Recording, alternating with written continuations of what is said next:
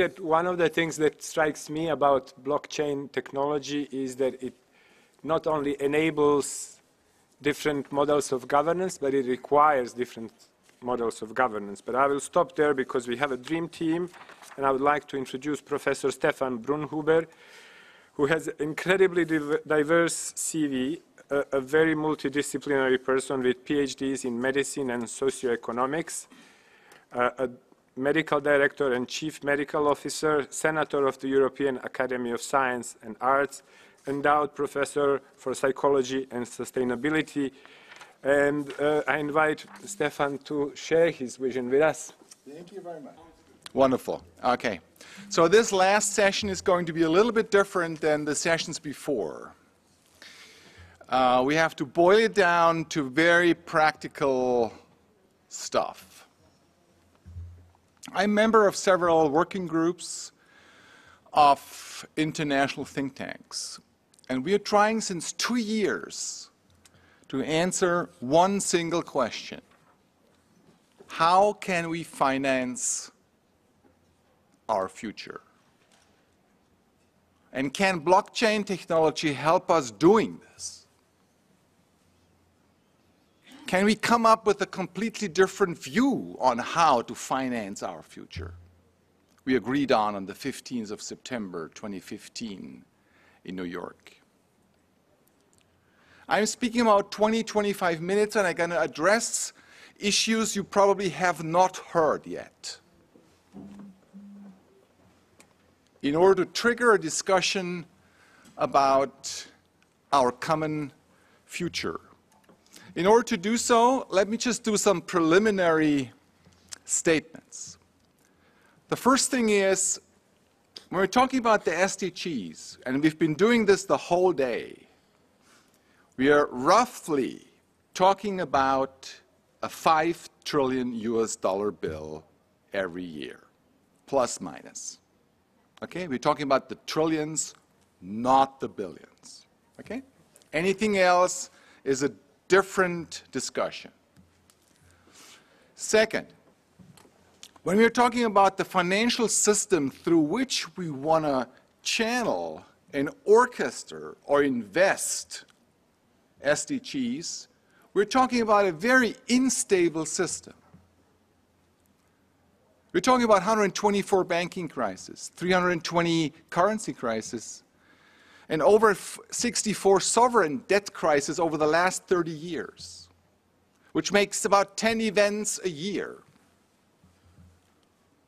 Just take in mind that if you are driving a car yourself, which breaks down 10 times a year, what would you think? Would you think there's something wrong with you driving the car, or is there something wrong with the design of the car?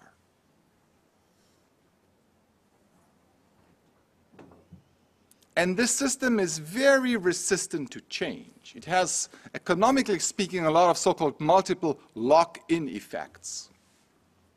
95% of all our goods and services are depending on fossil energy. We have double-digit trillions assets under management. We have long-term investments and dependencies, which basically locks in our pathway. And if we take empirical figures seriously and continue the way we've been doing it so far, like business as usual, or like wait and see, it will take us roughly 3 generations, roughly a century, to equal gender, access everybody to education, overcome poverty, or having humans accessing healthcare in general. So when we talk about SDGs, I would like to emphasize that we're talking about a program we're not only committed to, but we're only about a third of the SDGs have a private property. 2/3 are not. 2/3 are about global public goods, roughly. And if you look into data and if you look into science, we would like to show you that the return on investment on global public goods is between 1 to 10 to 1 to 50 to 1 to 100, which is roughly 10 to 100 times higher than any private commitment on this planet.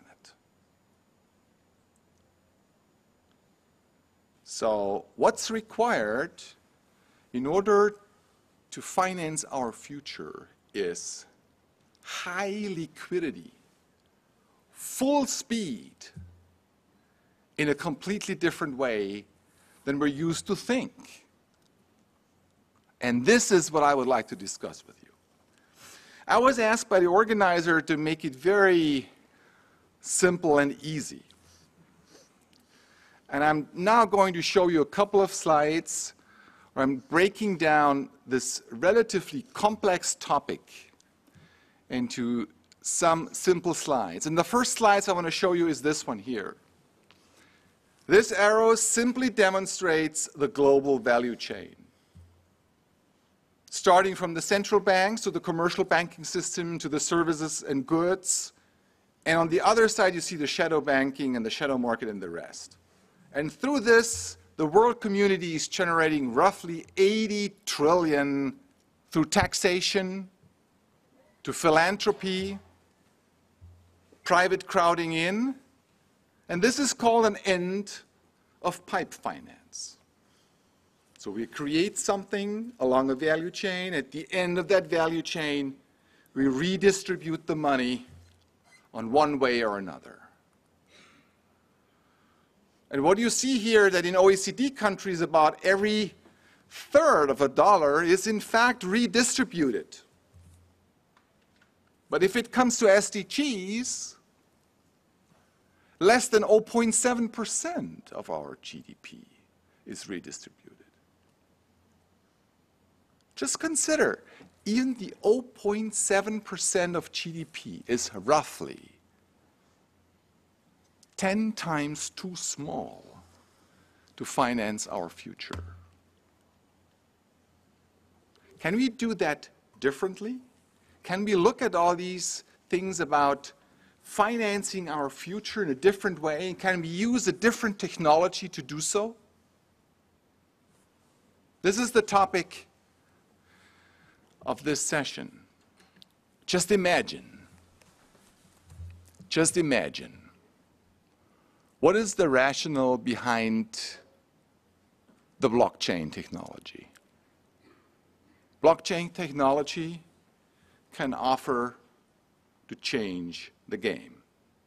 We're not talking about redistributing money anymore. The amount of money redistributed is far too low, far too slow in scale and speed. We're producing additional, parallel, optional, regulated liquidity in a digital form in order to finance SDGs. We have now the technology available to do so. With blockchain technology, we increase the social capital in each market because trust and transparency is increased. There's almost no tax evasion, fraud, illicit transactions, or corruption, because blockchain technology ensures that each transaction is visible. Within the right algorithm, it's especially Obelisk algorithms and the Skyledger technology, we can ensure a smart contract that the money is spent and insured on investments and consumption patterns which are associated to SDGs. And suddenly the additional digital liquidity is used to make each sector and each region more resilient. And we end up having a bike with two wheels. We end up with an economic situation which is frankly Pareto superior. Because with each transaction, we're decreasing negative externalities. With each transactions, we're increasing the jobs in the region. We're increasing green tax and green growth.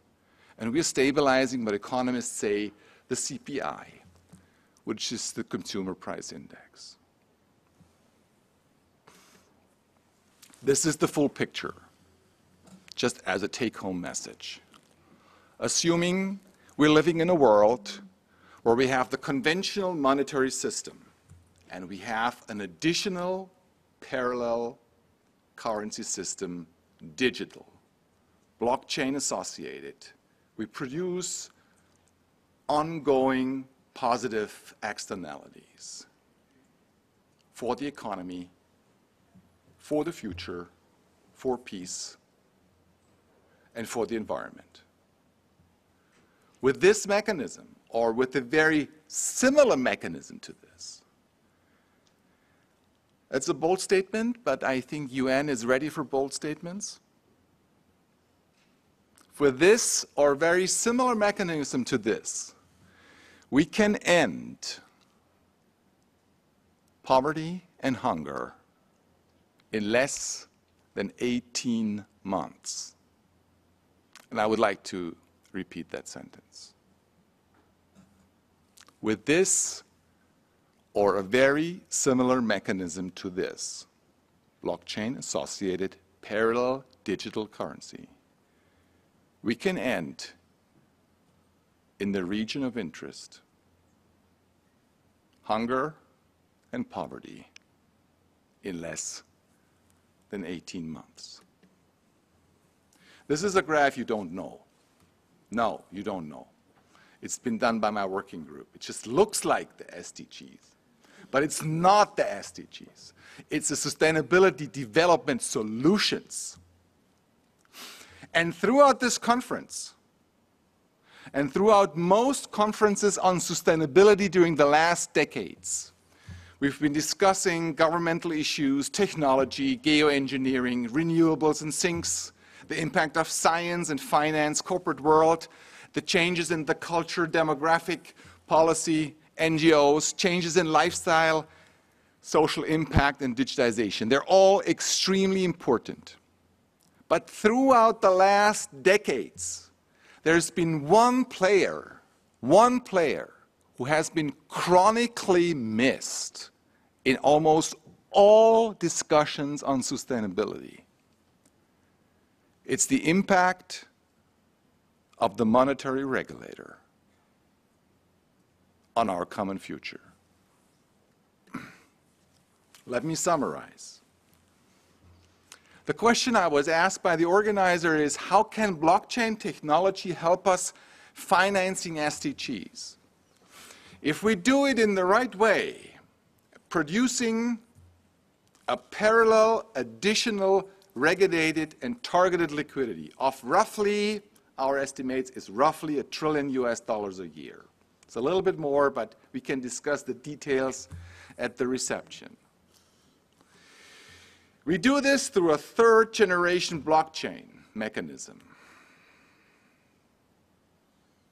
It's a Skyledger. Basically, there's no mining costs, no transaction costs, and we can create up to 200,000, 300,000 ICOs per hour. If this is done in the right way, we do not have to rely on corporate social responsibility. We don't have to rely on charity. We don't have to rely on ethical approvals and commitments, resolutions, and moral imperatives. We have a psychological and a monetary mechanism in place which ensures 724 for 8 billion people shifting and transforming towards a common future. And when there's change, there's people who build walls, as the Chinese proverbs say, and others build windmills. Representing a couple of international think tanks, I would like to build a windmill with the UN for a common future. Thank you very much.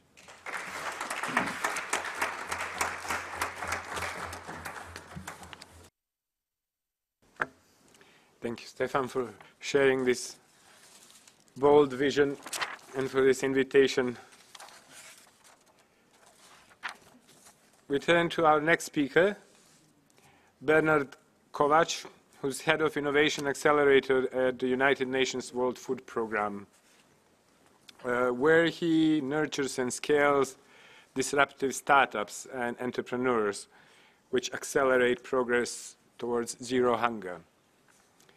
The innovations they deal with at this program include blockchain and global connectivity and artificial intelligence. And in 2017, this Innovation Accelerator received an award by the Fast Company as one of the top 10 most innovative companies in food category. And, as you will hear from Bernard, some of the things that Stefan sees on a big scale are already starting to take place. And I'd like to invite Bernard to tell us more about the projects he's working on. Thank you very much. And so it's my pleasure to introduce to you one of the innovations that we've supported in the Innovation Accelerator of the World Food Programme. Now, it's about using blockchain for cash disbursements. So a lot of you will be aware of what the World Food Programme does.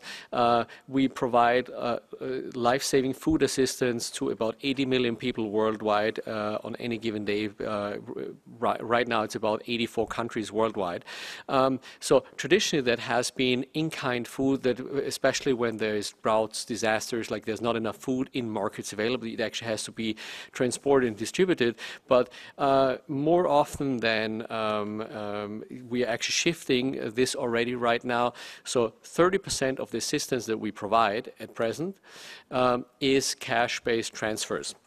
Now, these 30% last year were $1.4 billion that were already given in cash. So it could be mobile money, it could be cash cards given to vulnerable people who can go to a store and actually purchase food in the area where they are.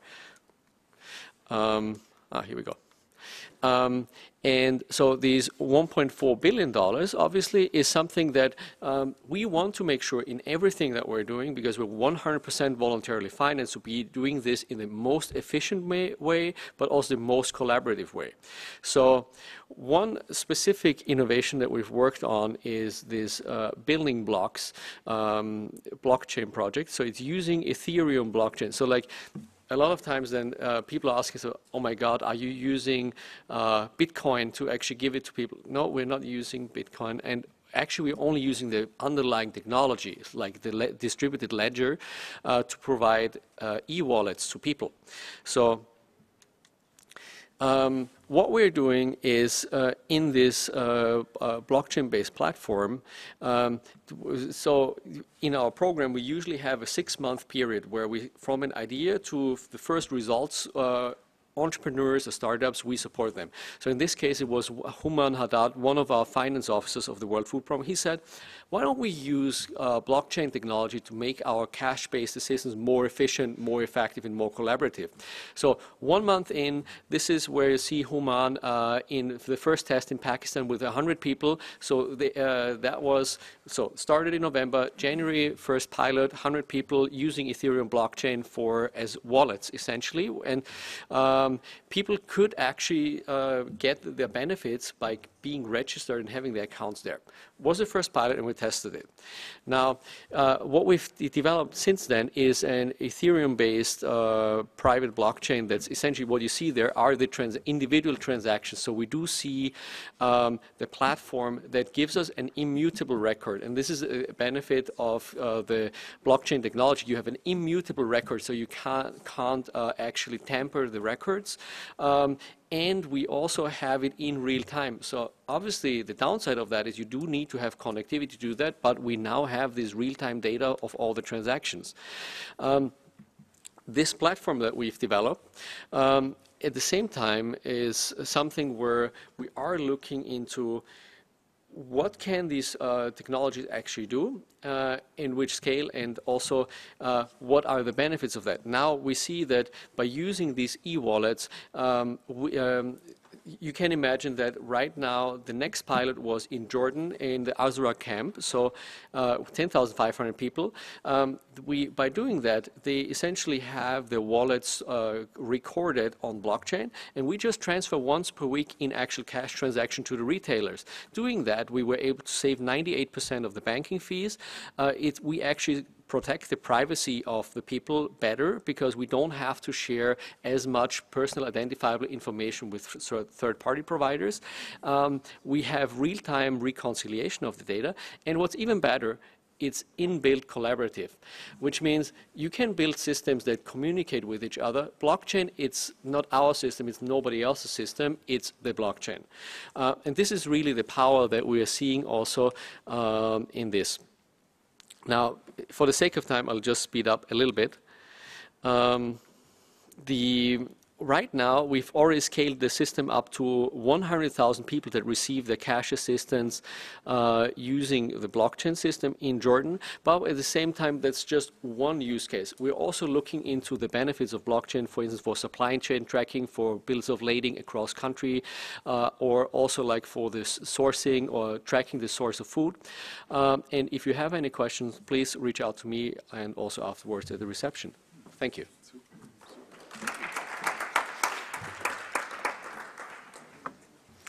Thank you, Bernard. I did promise you it will be a special session. I think we are still on good track for that.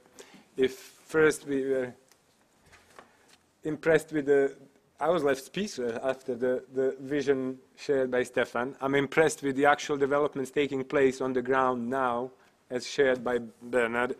So I'm looking forward to our next speaker, Jan Ohnesorge, who's an associate researcher with German Development Institute, who's recently published, he studied development economics and worked in researching with GDI. And he recently published a very thorough discussion paper on blockchain technology. So I'm really looking forward to his contribution to this exchange and dialogue. Thank you. Yeah, and also thank you, Professor Brunhuber, for presenting this visionary idea. Visionary ideas are often met with skepticism, and I must admit that when I first heard this idea, I was also skeptic if it could work. And this is in part due to the fact that it's a vision, so it's really, you presented the broad picture, yeah, I want to try and compare the project you envision to cryptocurrencies that exist already, and then try to draw some lessons from that as regards the design of this cryptocurrency. So the first dimension is going to be value. So your cryptocurrency is aiming for $1.5 trillion a year. And this is really a lot as compared to existing cryptocurrencies. For example, Bitcoin has a current market capitalization of $144 billion, and all other cryptocurrencies, or I mean all cryptocurrencies combined, including Bitcoin, have a market capitalization of $256 billion. So if this would be realized right now, and this I would call it SDG cryptocurrency is realized today, it would by far be the biggest cryptocurrency on the market. And next I would like to discuss the distribution mechanism. Normally cryptocurrencies use two sorts of distribution mechanisms. New coins are either given to block creators, or they are given to providers of, or they are sold to investors. So, for example, Bitcoin is providing the new coins to block creators because in their proof of work consensus mechanism, that's a technical term, but it basically means that the block creators need to solve complex mathematical puzzles, and this is quite energy intensive. And in order to not finance all this by user fees or transaction fees, the block creation reward is given to the miners. And then there are other cryptocurrencies which have other consensus mechanisms which are not so cost intensive, like, for example, Ripple, IOTA, or NEO. And they sell their new coins to investors. And then there's this third mechanism which is not so popular, but SolarCoin is using it, for example. So new coins are given to providers of actually real-world services, and SolarCoin does this with electricity generation using solar panels. So the SDG cryptocurrency would obviously use this third option, as it would give the cryptocurrency to NGOs, for example, who would then provide real-world services in order to complete the SDGs. Yeah, and this is a very good distribution channel, but one has to take in mind that adoption needs to be high from the beginning, because with these other mechanisms, people might buy the cryptocurrency and then hold it to speculate or whatever. But if you are trying to give it to organizations that are going to use it to provide real-world services, they would also, of course, have to pay their bills with it. Yeah, and I'm also going to come back to that point in a minute. I would also like to discuss the involvement of central banks. So cryptocurrencies were created to enable payment systems without intermediaries, so without central banks and also without banks. But banks and central banks have both shown an eager interest in the technology because it also makes their processes more efficient. And for example, the central banks of Japan and Canada started pilot projects in this area. However, some other central banks are also worried about losing the control over their monetary policy if cryptocurrencies gain widespread adoption. And this is not the case today, but if people would really start to use this in large amount to pay for goods and services, then this could pop up.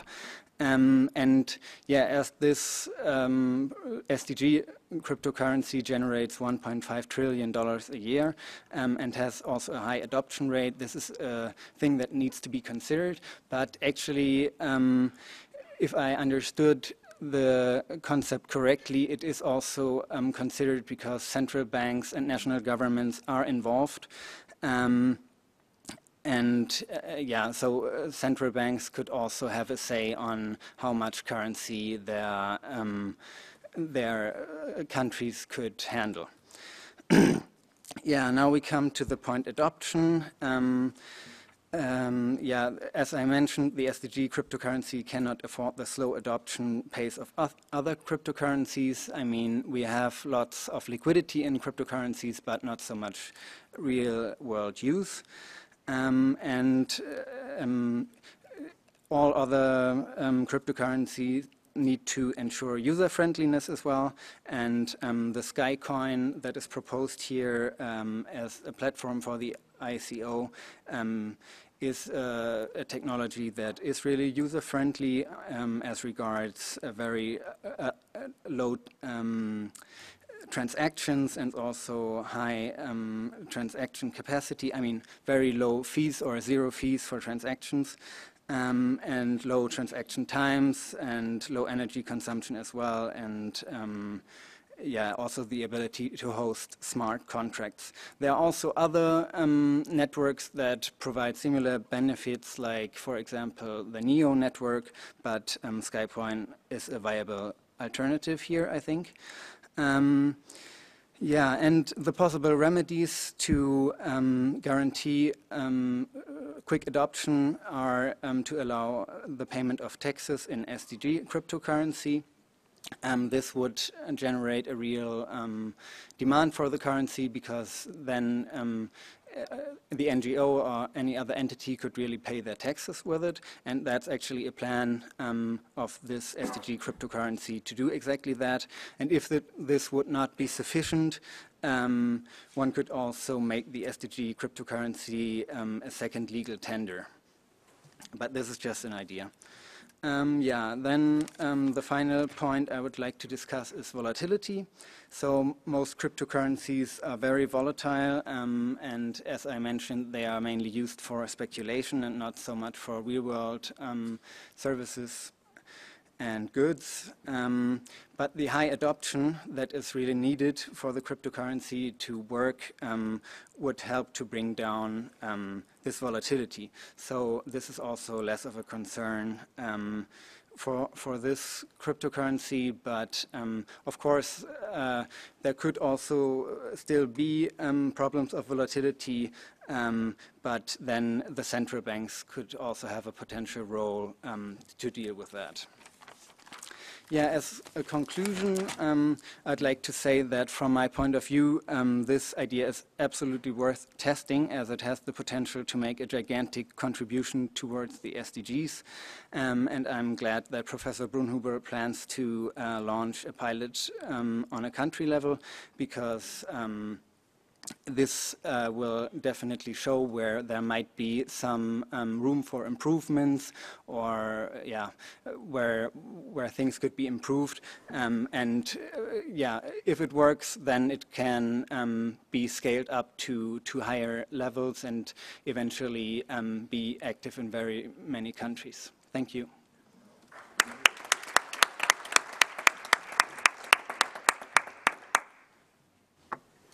Thank you, Jan, for engaging directly with the presentation of Professor Brunhuber. As our organizers actually imagined this as a dialogue, I think this was an excellent exchange. Is there anything that Stefan would like to not at the moment, follow up later. on? No, this was, thank you, Jan.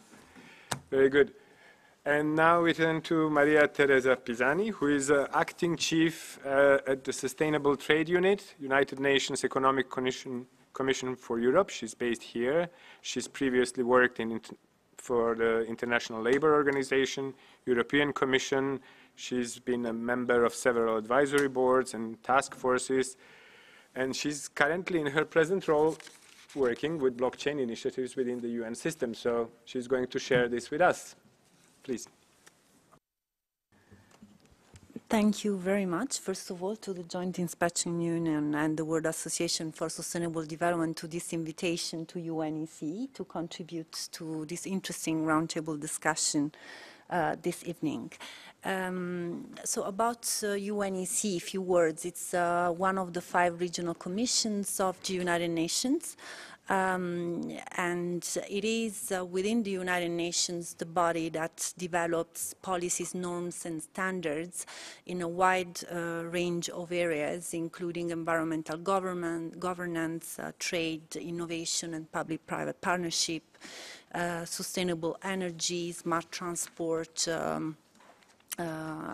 sustainable housing and forest management, and so on. My section, the trade facilitation section within the UNEC service, I will probably take, sorry, the remote controller to move. Yes, thank you. Yes. It doesn't seem to work, sorry. You're pressing the wrong button. Actually. Yeah, oh, okay. I know. You got it? Yes, it's this one. Yeah, or this one. Yeah, thank you. Sorry for the interruption. So the trade facilitation section for which I work serves the UN Center for Trade Facilitation and Electronic Business. It is a working party that develops policy recommendations and standards to make trade easier and faster and to facilitate the electronic exchange of information for trade transactions. It is developing policy recommendations and standards in this area since 50 years. which have become key measures in important agreements for trade facilitation at the global and regional level, including the WTO Trade Facilitation Agreement entered into force last year. Examples are our standards to promote e-invoicing that have been made compulsory in the European Union, or our standards for the electronic exchange of information in trade, like UN EDIFACT. It is based, what is interesting about this working party, on a quite unique collaboration model, because the policy recommendations and the standards are developed through a partnership of public and private sector experts from the world of academia, NGOs, governments, about 500 experts that work in working groups, 2 different projects. One of these projects is related to, sorry, it's difficult to. It is related to exploring the potential application of blockchain to trade facilitation and to understanding how existing UN CFAC standards and other standards that need to be developed can support actually the application of blockchain. The group of experts, which is about 60 experts at the moment, are preparing 2 white papers, one on the strategic use of blockchain for trade facilitation, the other one on standards to support the application of blockchain, and the briefing note on the potential use of blockchain in support of achieving specific targets for specific SDGs of the Agenda 2030. These papers will be presented at the next plenary of the UN CFAC on 30 April, 1st May this year. So what I wanted to present briefly are the findings of this briefing note that the group of experts is preparing on the application of blockchain to facilitate the achievement of specific targets of the SDGs. And here one example, SDG 1, which is about eradicating actually poverty, contains a specific target, which is about ensuring that all men and women, and particularly the vulnerable and the poor, have equal rights and equal access to economic resources, new technology, and financial services. According to the Global Financial Index, there are about 2 billion people around the world that have no access to financial services at all, which is essential. It's an essential element to fight for the fight against poverty. Now, blockchain technology enables the establishment of new financial services, infrastructure, and processes. And here we have the example of a pilot project that the World Bank has started in Kenya. For the development of a mobile phone-based bond issuance project, which is called M-Akiba, which basically uses the blockchain technology to simplify the platform that will back the system. M-Akiba will basically allow users to purchase government bonds in very small amounts without the need for a bank account, using just a mobile phone. A mobile phone is enough, and we know that in developing countries, basically everybody has a possibility to use a mobile phone. The pilot phase of this first-of-a-kind mobile-only government bond platform was launched last year for $1.5 million US, so it's a relatively small amount, with transactions ranging between $30 and $140. After it has been successful, though. After 1 week, already 40,000 people had registered to access the system, and now the launch is planned on a bigger scale for issuing bonds for an amount of $15 million US.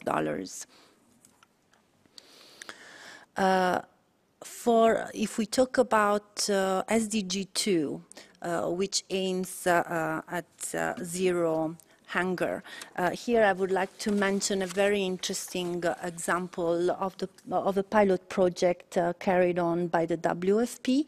Actually, target 2.1 of this SDG. It's about ensuring access by all people, in particular, again, the poor and the vulnerable, to safe, nutritious, and sufficient food all year round.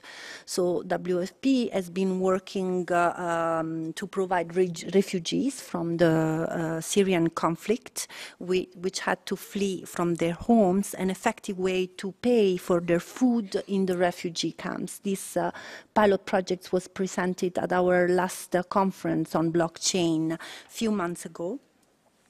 The pilot conducted in the Jordan Azraq camp targeted basically 10,000 refugees and provided them with a system using biometric registration data for authentication. Data were provided by UNHCR and to enable refugees to buy at local supermarkets using eye scanning technology instead of cash or card payments.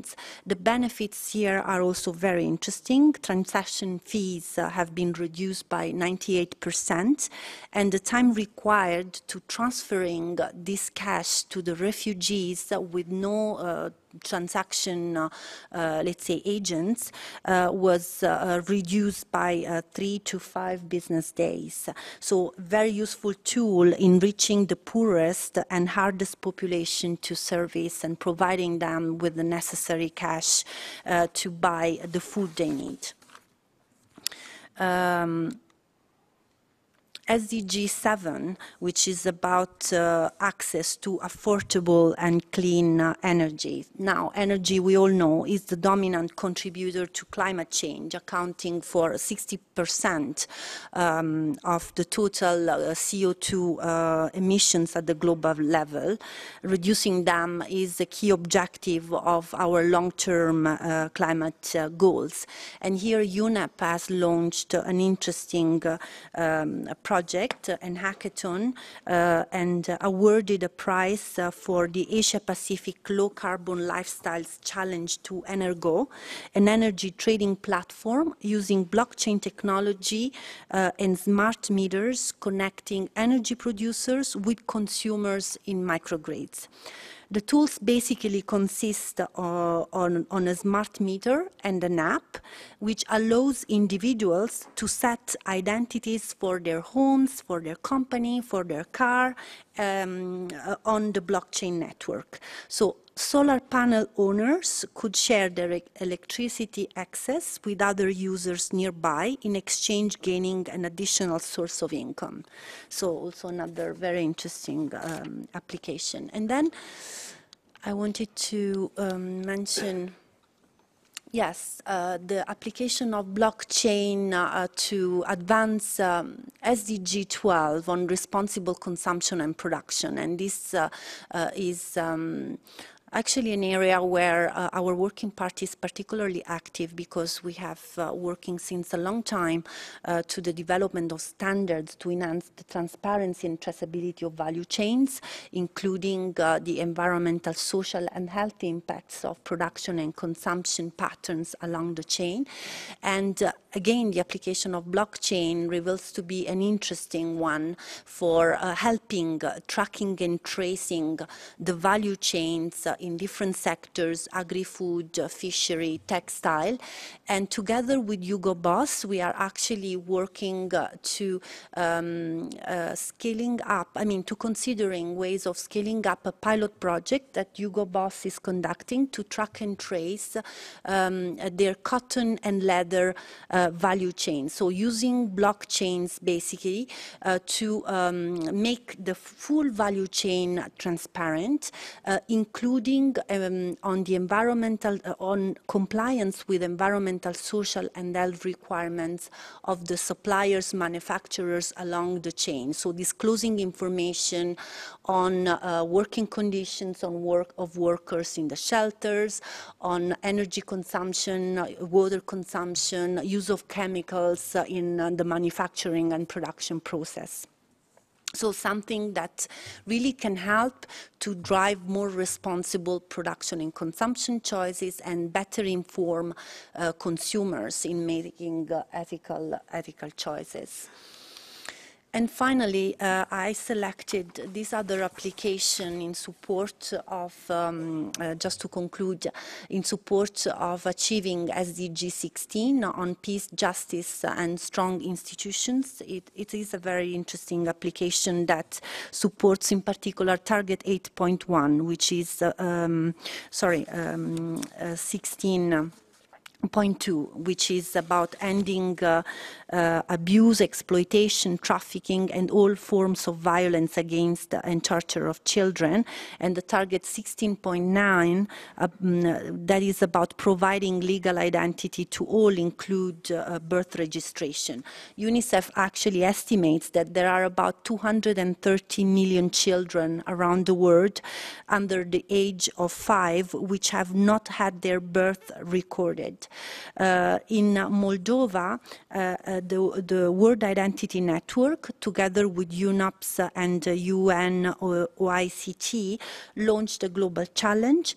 The aim was to encourage the creation of a blockchain application concept and designs which could be later utilized and scaled up by the government for the entire country and other governments too, facing the same challenge to fight and end child trafficking.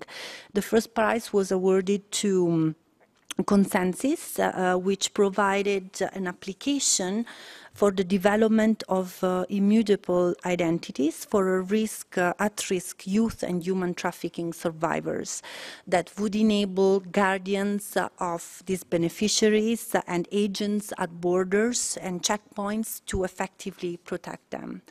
Now, these are just, let's say, a selection of examples of possible applications. What basically our group of experts is discussing now is how the need and how basically the technology could be brought to maturity, the need to develop applications with the critical mass for benefits at the global level, reaching out really to everybody.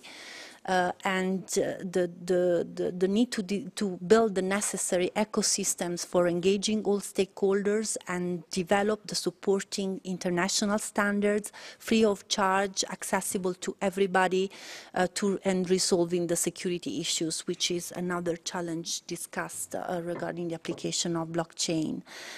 These are all important preconditions for accelerating adoption, in the opinion of the experts that are part of the group. Thank you so much.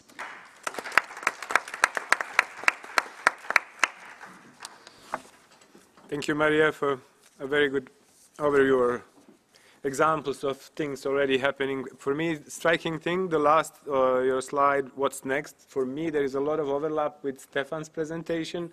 I think there is a lot of similarity or potential for synergy there. So I hope you will both explore this. Yeah,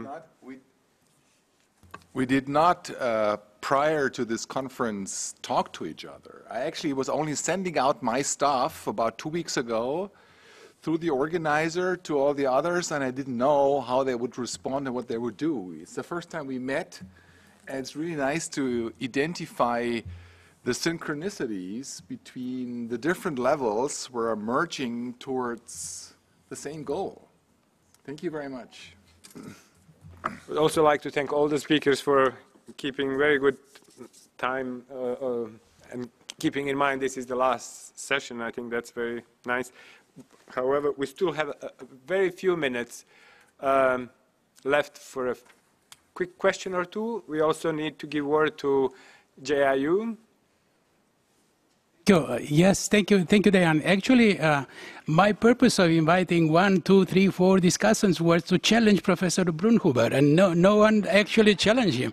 So that is because probably they are experts and they know what they are talking about. But as an amateur, I can challenge Professor. Professor, I read in the newspaper that the cost in energy consumption of the transactions on this technology is very high. Isn't that a sort of impeachment to the glorious future you are predicting?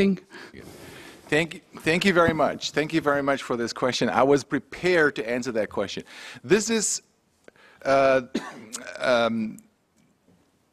messages you're referring to is referred to first-generation blockchain. When we're talking about third-generation blockchain, we're talking about Skyledger distribution technology. There's no mining costs, there's no transaction costs, and there's no work of proof or work of stake algorithm. It's basically a web of trust algorithm. It's different, and it does not require additional power than any other internet use.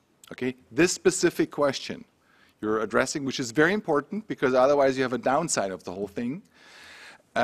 It's been technically basically sold, and we do have already a so-called minimal viable product, an MVP, that it shows that it works. It works and it's running already. It's not been scaled up, but it's working. Thank you very much. A number of hands here, but the gentleman on my left was first. Antonio Hautle again from Global Compact. Stefan, it's fascinating, and it's also, can you give us some indications where we can find first more of this information? Because I think it's very important to know that. Then as an economist, I have still a question, because we need to create wealth, and development is not about money.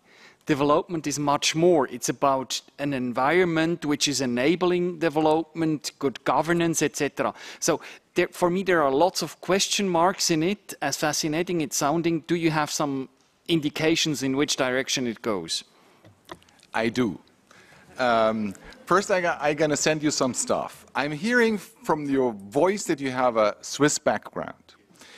In Switzerland, there is a 75-year history of a parallel currency running in this country successfully, showing that it operates anti-cyclical to the Swiss economy since 1950. It's called WIR, W-I-R. It produces, it's anti-cyclical, and it proves empirically that it creates jobs in case the Swiss economy is on decline. It doesn't solve all problems, yes, but it shows one thing. A parallel currency is like riding a bike with two wheels. This is the contribution a digital currency can offer. It's not solving all problems, absolutely right, but it enables that we can solve all the problems we agreed on in September 2015 on the 17 SDGs.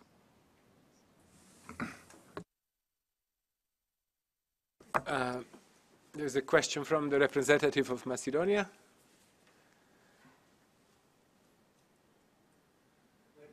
Mr. Chair, and thank you for organizing this, and as well to the Mr. Dimitriou from the Joint Inspection Unit for organizing this very interesting discussion. I must say that as interesting as it was, there was one element that I find slightly frustrating that I've seen in all blockchain discussions. And that is the focus on tokenization. You know, the focus has been constantly on currencies, on what new currencies can be created and how they can be used.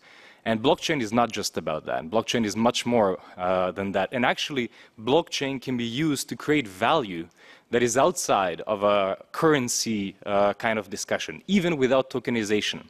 So right now the question was on the use of electricity. Well, that's the proof of work consensus mechanism. Really, there's other consensus mechanism, proof of stake, etc. But really, there isn't even a need to create new blocks. You know, you can have only one block. The aspect is the decentralized aspect of it, the immutable aspect of it, and the ledger aspect of it. So when you have those, you can think of different ways of creating value. So to bring an example into this, Hernando de Soto, 70s, created this concept that, well, he really said everybody is a capitalist. And the fact that capitalism hasn't taken up in many countries is that many people in many countries don't have access to credit. They have land, they don't have land rights. There's nowhere for them to apply a rule of law. So if you can create an environment where a person can say, this piece of land is mine, and there can be a predictable way for that to stay in longevity, then there is a way for that to be able to get credit based on that, and for that credit to be used within a system, et cetera, et cetera. So when we're thinking about this, and I think that, the gentleman in the beginning, Professor Brunhammer, when he said the example that he did, I would love to hear more about it, actually. But, it's just an issue, a one-time issue that was at least discussed the way you presented it in the beginning.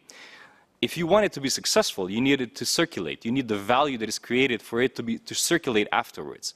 Now, if we were to think of creating value, then we should start thinking of how those pieces of land where there are peasants, there are communities that live with them, how we can give them rights, that we can put them into a blockchain, create a land registry for that environment, and perhaps even think of creating a global land registry, so that whatever happens in that political system, in that country, there's a global immutable ledger that ensures that from this point on, this piece of land has been connected to a person, and then the value that is created out of it need not be dependent on a central bank for it to create value.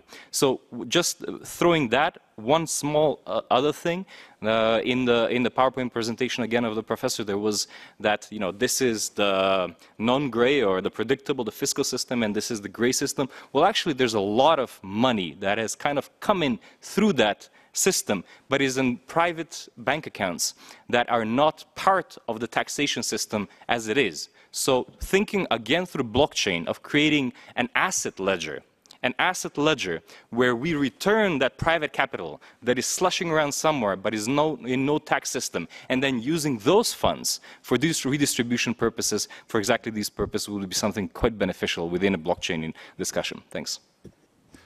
Okay, I need an hour now, 2 hours for these excellent comments, but I want to move over to Kovac. I think you can answer some, and we are going to discuss it at the reception, okay? Is that okay? Yeah, maybe just to say on, I think your point on the other use case, I totally agree. Even in the cash aspect where we are using it for like cash-based transfers, we're essentially using it as an e-wallet. I mean, it's essentially a ledger, the same way you could use it for storing documents, land registries, and so on and so forth. So it's very actually towards what you're saying, and like all the supply chain use cases, bill of lading, like international transport use cases that we're exploring right now is exactly that. I think to your point, and I think we probably have some active conversation at the reception about that, is I think there's always the technology aspect, and then there's the underlying, business case or the context of what you actually have to happen. Like, I think it's very relevant what you're mentioning about, like, smallholder farmers, can they get access to credit? Do they even own the land? Is it legally possible to own land in that particular country? So there's lots of interesting conversations, but I think maybe just one last element, and which we shouldn't forget, is I think we are at the early stages. I mean, the fact that we're talking about blockchain here, it's like nobody is caring about the internet or how you can send an email. I think at that moment when we talk about the use cases rather than blockchain, I think that's when we will actually see the real benefits.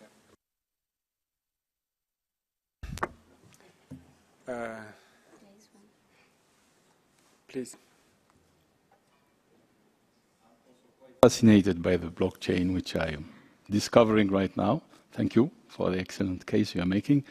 It seems like quite a successful technology with the people, because whenever all the cases show that has been a great success when there is many people involved in various problems and issues. My concern is the role of governments, and a very precise question what sort of resistance you meet when you are trying to address this issue with government officials. And because I mean, it has a bit of regulation, it has a bit of risk, it has a bit of access, all sorts of issues can be raised. Thank you. This is one of the most important questions to address. How is government responding? And here especially monetary regulators, financial ministries, and financial officers, because this is the gap of discussion we're missing. Okay, we're not talking about the technology. It's there. It's going to be developed the next months and years, and it's not about the empirical evidence, what it's doing on a behavioral level. Because if you live in this world of a blockchain-associated SDGs and can pay your taxes with it, et cetera, you create a transformative mechanism, 724. Every dollar you spend within that system is creating good. Okay? It is psychology. I tell you, it's not the first time I'm discussing that with monetary regulators. It's psychology. We are trapped in the idea that whatever we're doing in business, whatever we're doing in economics, has to run through a monetary single monoculture, where at the end of that chain, we're redistributing money to something else. The psychology. And if you take it even on a medical level, it's about the left and the right brain in your head. If we only think linear, sequential, silo, we end up with an end-of-pipe technology. If we start thinking intuitive, parallel, both parts of the brain are active, and each human being has access to both parts of the brain. Thank you. Sarah?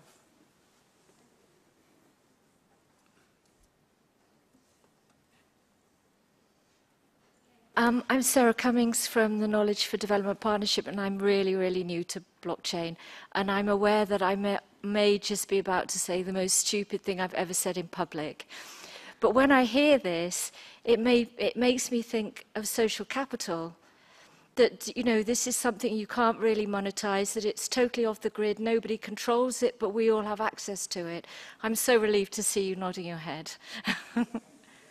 Just to give a short answer, it's not about tokenization of social capital, but the social capital in the region where this kind of mechanism is in place is indirectly increasing. Because about 30% of UN funds are lost due to fraud, corruption, illicit transaction, mispricing, etc. This is over. This game is over. People can trust in the mechanism, they can trust in the technology, and they can trust in every step they're doing along this transformation belt. Okay? It's not about monetizing social capital, but social capital in that region will increase indirectly, basically automatically, by every user. Mm-hmm. Latvia, please.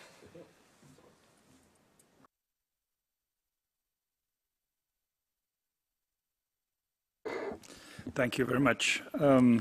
And I would like to start by thanking panelists for their presentations. I must say that I am on the learning curve in this debate, and I would like probably make few skeptical comments and ask questions. So first of all, I think that one of the problems at the moment of the blockchain technology in general is that very few people understand it.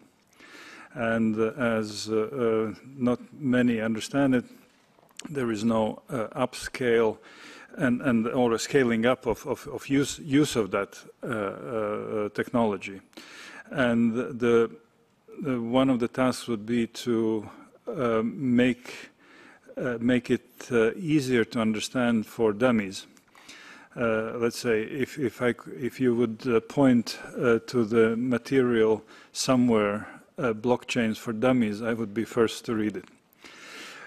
Secondly, I think it is illusion to speak about free services because every activity has a price. The question is who is paying the price.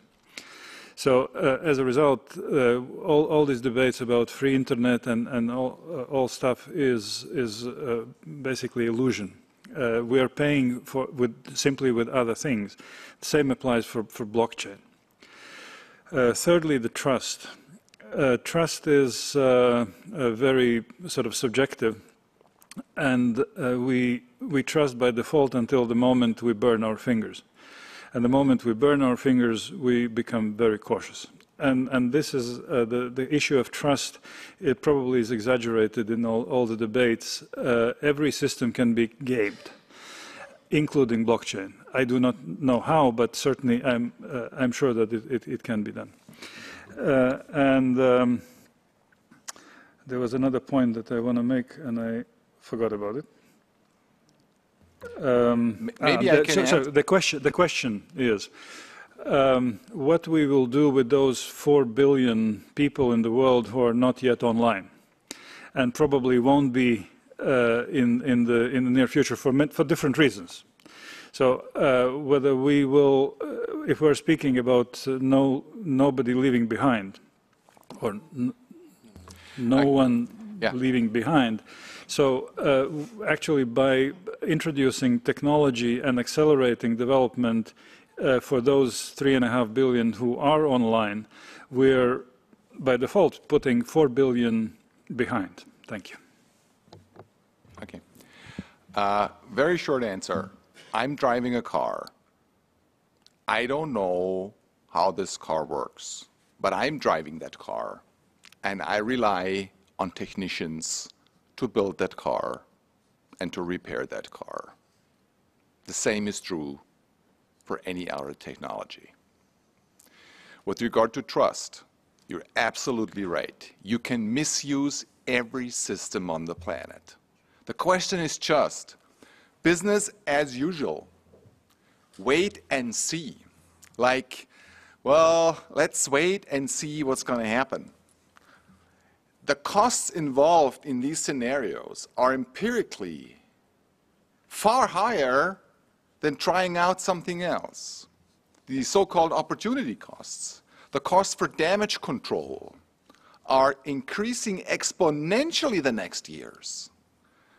So, of course, every system can be misused. You're absolutely right. However, this system is much less eligible to be misused. When we're talking about misuse of the system, you should invite me to Lithuania and then we can talk about the misuse of the current system on mispricing, on shadow market, shadow banking, and all that stuff, okay? This is where the real misuse is happening. But you're right, theoretically, you can misuse the system. And third question, with regard to leaving millions and millions behind who do not have access to internet, this is indeed a question we have to answer and address. You're absolutely right. I do not have an answer to that question at that moment.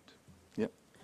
Maybe to the last point, not every single person actually needs to have full connectivity all the time. We also, like what I was showing, like the first pilot we did in a remote area of Pakistan with 100 people, we also as a backup took a satellite internet system with us because we weren't sure whether just a mobile network would be sufficient, but it was fine, it actually worked.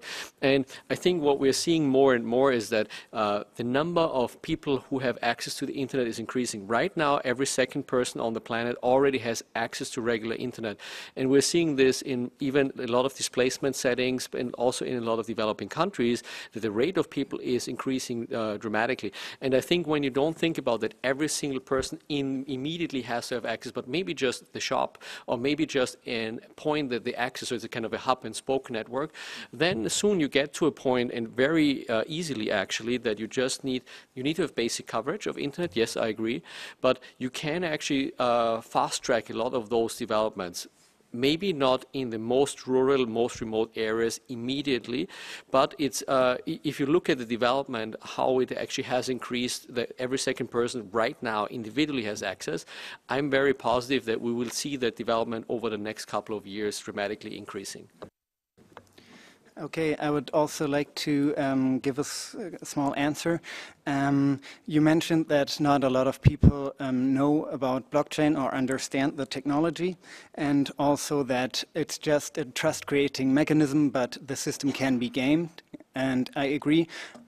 Actually, it also relates to the question of tokenization, because if you have a token, so the regular cryptocurrencies, then all the value is on the blockchain. So you cannot game the system if you don't attack the system and break it, so to say. So there are 51% attacks and all kinds of stuff that you could try, but it's a very secure system, and the valuable thing is enshrined on the blockchain, so to say.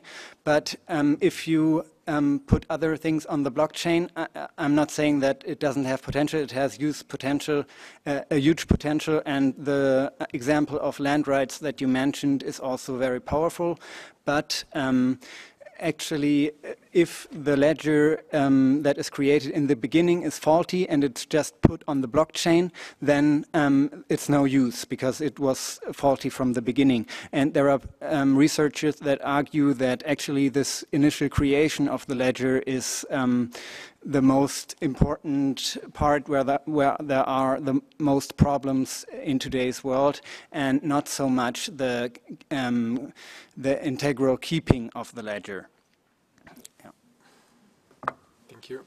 You remember that Lena asked us to be happy, and that includes punctuality. So I'm afraid we're running out of time, but we do have an occasion now to continue this discussion during the reception. I would like to thank all the speakers. I'm very happy with this session of the Dream Team, because nobody thought that technology is going to solve our problems, but we got a number of good ideas how technology can be a vehicle for solutions, and we have an inspiring vision, which is actually a macroeconomic proposal using this vehicle, and many other useful examples. So thank you very much. Thank you to all the speakers and to all the participants, and I invite you to continue this discussion during the reception.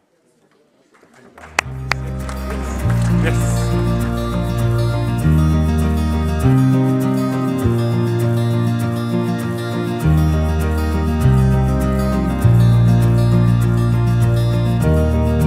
So please remember, if we all help and do a little bit, it will make a big difference.